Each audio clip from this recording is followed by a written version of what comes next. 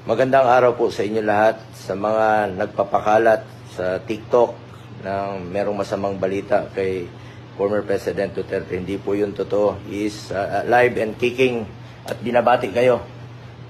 Mga kababayan ko, kumusta kayong lahat? Ako po'y matanda na. At hindi natin maiwasan yung balita na ngayon nagkasakit. Wala naman akong sakit at feeling ko hindi naman ako mamatay ngayon kagad. Nandito ako sa bahay, dito si Bong. Ako retired na, makita mo Bong yung maliit ko na bahay. Kain lang niya. Housing lang ito.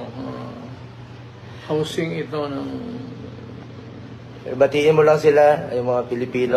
Nandito lang ako nagre-relax. At nagbabati sa inyo ng magandang araw sa lahat ng Pilipino.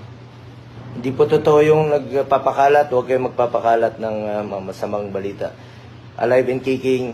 Siyempre, may edad na po si dating Pangulong Duterte. Kahit papano. May konting sakit, pero at his age, he's very healthy. Alam mo, matanda na ako. Nagsilbi na ako sa inyo ng pinakamatagal.